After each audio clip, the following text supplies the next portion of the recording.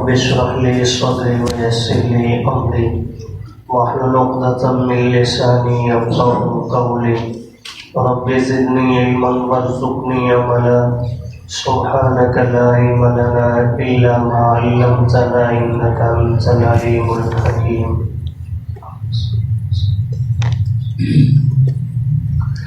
ان تکفروا، اگر تم کفر اختیار کرو گے، فإن اللہ غنی عنکم، پس بے شک اللہ تعالیٰ تم سے بے نیاز ہے. ولا یرضی لعبادہ الکفر، اور وہ خوش نہیں ہوتا اپنے بندوں کی جانب سے کفر پر. وَإِن تَشْكُرُوا، اور اگر تم شکر ادا کرو گے، یرضہ لکم، تو وہ تم سے راضی ہو جائے گا. وَلَا تَزِرُ وَازِرَةٌ وِزْرَ أُخْرَىٰ، اور نہیں اٹھائے گا کوئی بوجھ اٹھانے والا دوسرے کا بوجھ. ثُمَّ إِلَىٰ رَبِّكُمْ مَرْجِعُكُمْ، پھر تمہارے رب کی طرف تمہارا لوٹنا ہے. فَيُنَبِّئُكُمْ، پس وہ تمہیں بتلا دے گا، بِمَا كُنتُمْ تَعْمَلُونَ، ان اعمال کے بارے میں جو تم کرتے تھے. إِنَّهُ عَلِيمٌ بِذَاتِ الصُّدُورِ، کہ بے شک وہ سینوں کے راز بھی جاننے والا ہے. وَإِذَا مَسَّ الْإِنسَانَ ضُرٌّ، اور جب پہنچتی ہے انسان کو کوئی تکلیف، دعا ربہ، تو وہ پکارتا ہے اپنے رب کو، منیبا الیہ، اسی کی طرف رجوع کرتے ہوئے.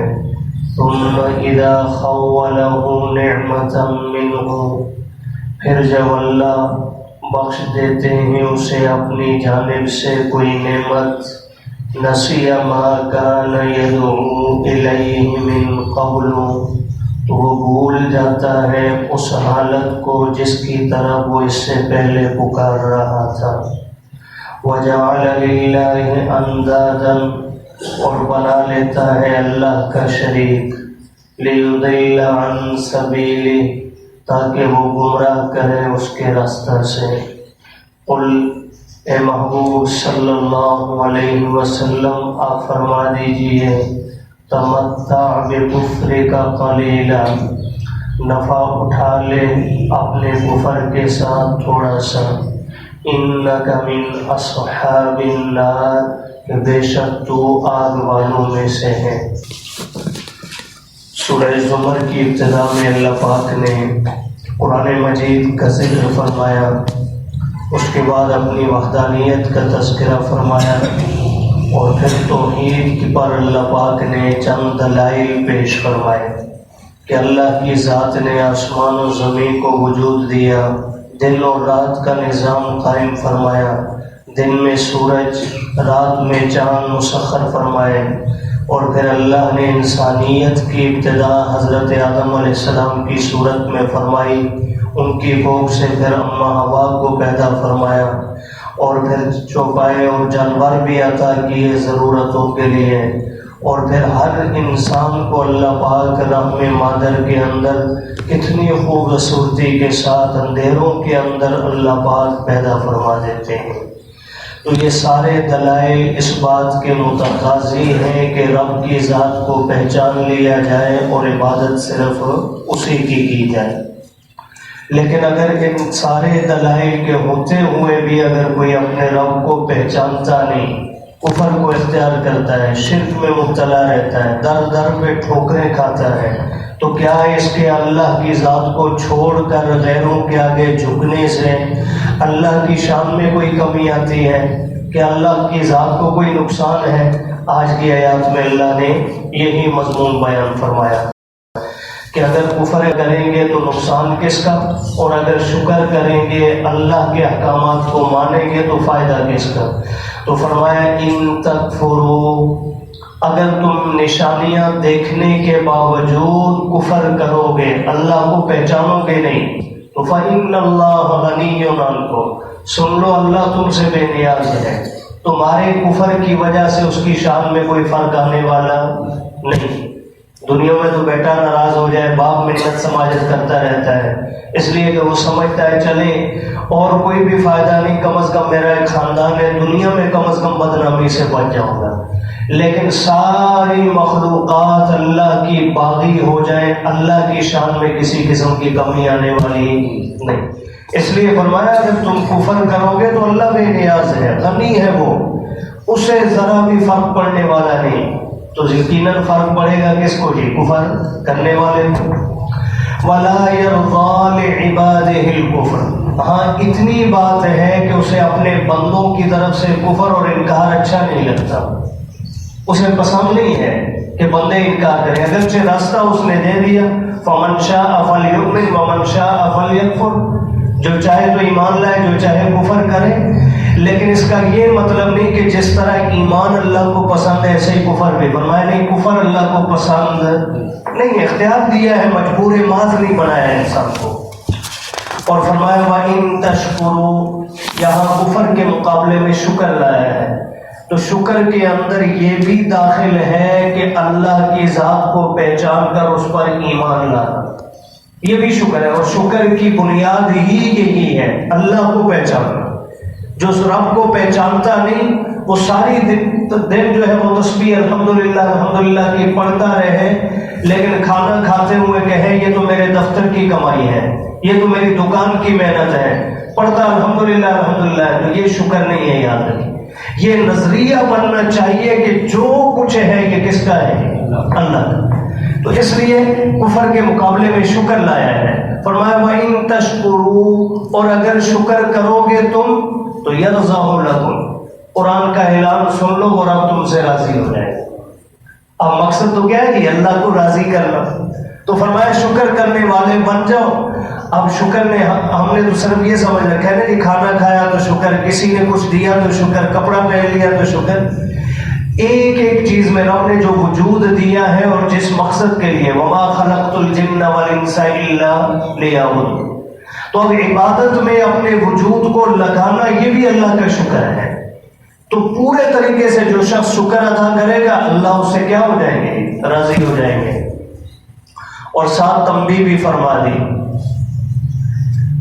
بلکہ باطل نظریے کی تردید بھی فرما دی اللہ نے۔ بعض لوگوں کا خیال ہے، جیسے عیسائیوں کا خیال ہے کہ جی ہمارے جو ہے نا وہ حضرت عیسیٰ علیہ السلام سولی پہ چڑھ کر فرض کفایہ ادا کر کے چلے گئے، اب ہم جو مرضی دنیا میں کرتے پھریں کوئی فرق نہیں پڑے گا، ہمیں جو ہے نا وہ ساتھ اپنے جنت میں لے جائیں۔ اور یہی عقیدہ اللہ معاف فرمایا مسلمانوں نے بھی بنا لیا، ہم جو مرضی کرتے چلیں گے، ہم حضور کے امت ہی ہیں، بس آقا کو اللہ نے شفاعت کبریٰ کا حق دے رکھا ہے، حضور شفاعت فرمائیں گے اور سارے اٹھ کر جنت میں چلیں گے۔ اتنا بھی جو ہے نا یہ سستا سودا نہیں ہے۔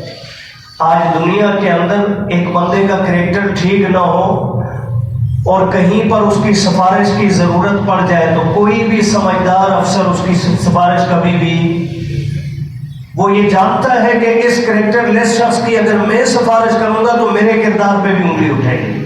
تو کیا معاذ اللہ حضور علیہ الصلوۃ والسلام کی اتنی دانائی بھی نہیں کہ دنیا میں ہم جو مرضی کرتے پھرے، اللہ کے باغی بنے رہے، ناراض ہوں اور اللہ کے نبی اٹھ کر ہماری شفاعت فرمائیں گے؟ ایسا بھی نہیں ہے۔ ایمان قائم ہو اور نادانی میں خطائیں اگر ہو چکی ہیں، پہلے تو توبہ کا راستہ اللہ نے دیا ہے، توبہ کرتے جاؤ اللہ معاف فرمائیں گے، لیکن خدا نہ خواستہ کسی گناہ پر توبہ کی بھی توفیق نہیں ملی، لیکن نادانی میں گناہ ہوئے، ہٹ درمی نہیں ہے، اصرار نہیں ہے اس پر، تو ایسے نادانی میں ہونے والے گناہ اگر پلے میں پڑے ہوئے ہیں تو اللہ کے محبوب کی شفاعت کے نتیجے میں یہ معاف ہو جائیں گے۔ حضور ایسے گناہگاروں کی مغفرت فرمائیں گے، لیکن جو صاحب ایمان ہوں گے، مشرک کے لیے تو اللہ نے صاف کہہ دیا لا یغفر ان یشرک بہ، مشرک کے لیے تو کوئی معافی نہیں ہے۔ تو اس لیے اللہ نے اصول بتلا دیا، فرمایا وَلَا تَزِرُ وَازِرَةٌ وِزْرَ أُخْرَىٰ، کوئی بھی بوجھ اٹھانے والا دوسرے کا بوجھ نہیں اٹھائے گا، نہ حضرت عیسیٰ اپنی امت کے اٹھائیں گے، نہ حضور اپنی امت کے گناہوں کو اٹھائیں گے، ایسا نہیں۔ ہاں سفارش کر دیں گے اے اللہ آپ جانتے ہیں اگر یہ مشرک نہیں ہے تو اس کے باقی گناہوں کے حق میں شفاعت کرتا ہوں آپ معاف فرما دیں. اور ہمارا ایمان ہے اللہ اپنے محبوب کی شفاعت گناہگار کے حق میں راضی نہیں فرمائیں گے. انشاءاللہ اللہ پاک بخش دیں گے اسے. لیکن یہ تو نہیں کہ ہم جو مرضی کھاتے پھریں اور حضور کے کھاتے میں ڈال دیں. تو فرمایا وَلَا تَزِرُ وَازِرَةٌ وِزْرَ أُخْرَىٰ, نہیں اٹھائے گا کوئی بوجھ اٹھانے والا دوسرے کا بوجھ. اور فرمایا ثُمَّ إِلَىٰ رَبِّكُمْ مَرْجِعُكُمْ, پھر تمہارے رب کی طرف لوٹنا ہے. ایک دن انجام سب کا وہی ہے, ادھر ہی جانا ہے سب نے.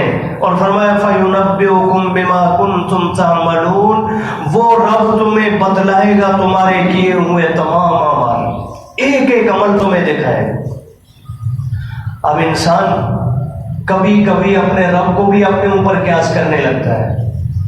جی ہم نے تو گناہ کچھ محفل میں کیے چلے, کسی نے دیکھ لیا, کچھ تنہائیوں میں ہے, کچھ روشنی میں ہے, کچھ اندھیرے میں ہے, بھلا یہ سارے گناہ کیسے اعمال ہمارے کیسے سامنے آئیں گے؟ فرمایا دنیا پہ رب کو قیاس مت کرو, انہ علیم بذات الصدور, عمل تو عمل ہے, وہ تمہارے دل میں خیال بھی بعد میں آتا ہے, وہ رب پہلے جانتا ہے. فرمایا وہ سب کچھ سے واقف ہے, اس لیے اس سے کچھ پوشیدہ نہیں, وہ سب سامنے لا کر رکھ دے گا. اور قرآن نے اسی چیز کو دوسرے مقام پہ ذکر کیا نا, جب عمل نامہ سامنے آئے گا.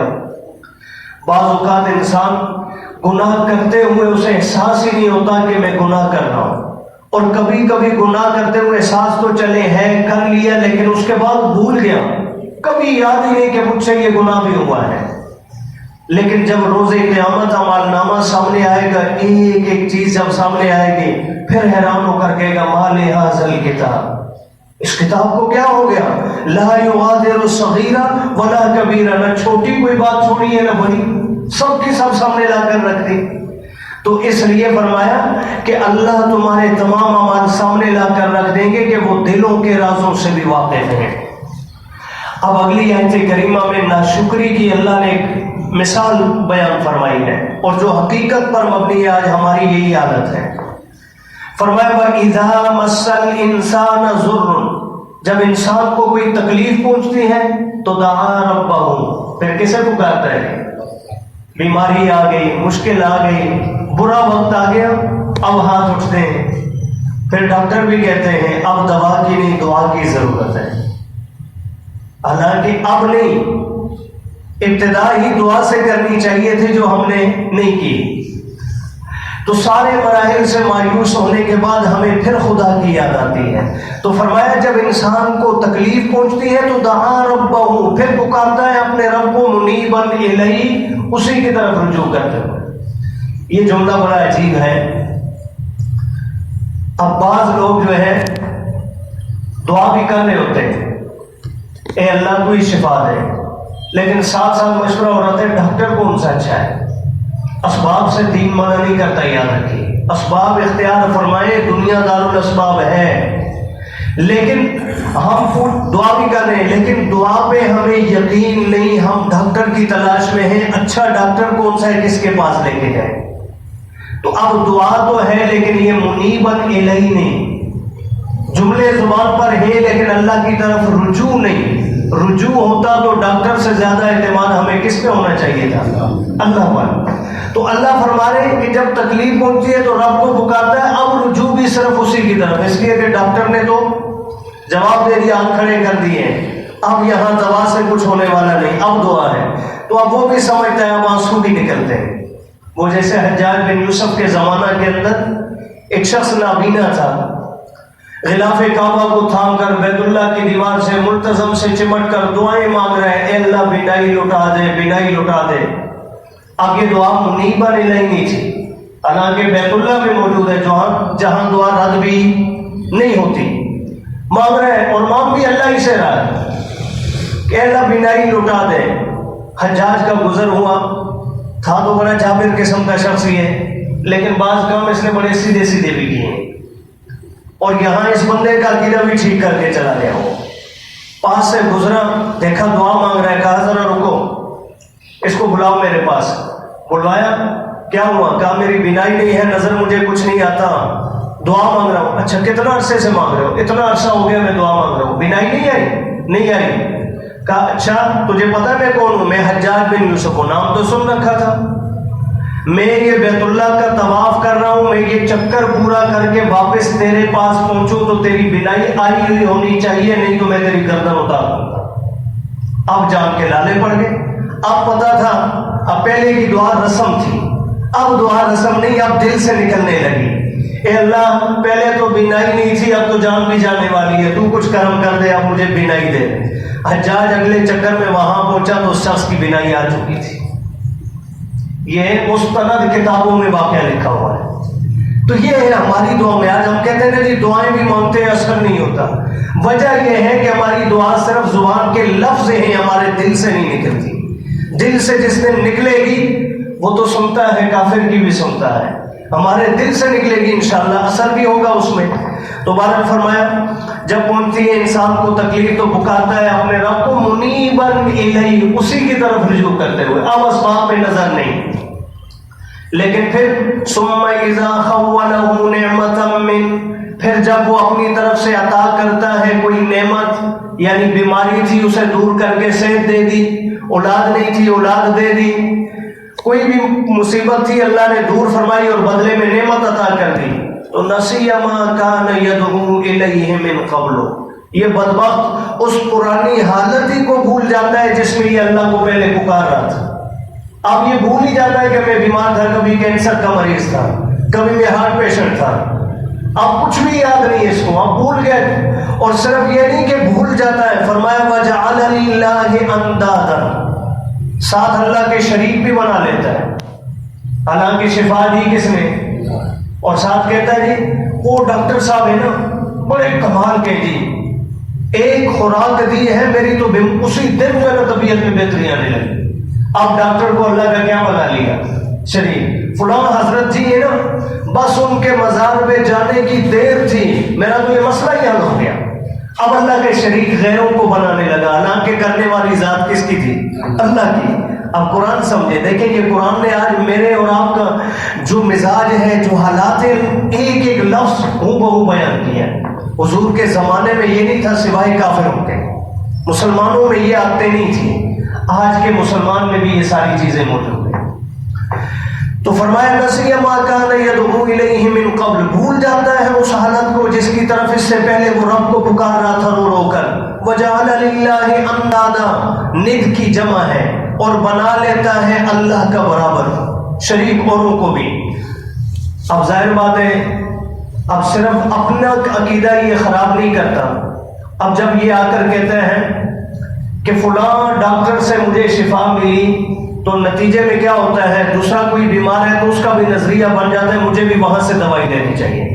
تو لیضل عن سبیلی، یہ لوگوں کو بھی اللہ کے راستے سے کیا کر دیتا ہے۔ ہونا تو یہ چاہیے تھا، یہ کہتا بھائی اسباب میں کچھ بھی نہیں ہے، میرے رب نے شفا دی ہے، تو لوگوں کا عقیدہ کیا ہو جاتا، ٹھیک ہو جاتا۔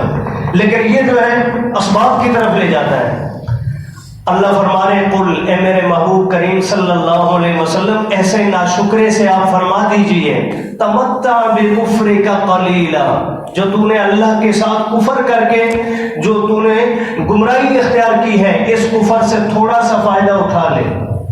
چلے سے تو تجھے مل گئی، اب رب نے دے دی ہے، اللہ کی ذات میں اتنی ضد نہیں ہے کہ صحت کو واپس لے لے تجھ سے، دے دی ہے تو دے دی ہے، یہی اس کی شان کریمی ہے۔ اب واپس نہیں آئے گی لیکن تھوڑا سا فائدہ تو اٹھا لے۔ انک من اصحاب النار، انجام تیرا یہ ہے کہ تو جہنم میں جائے۔ اللہ پاک عافیت فرمائے۔ اگلی آیت انشاءاللہ آنے والے درس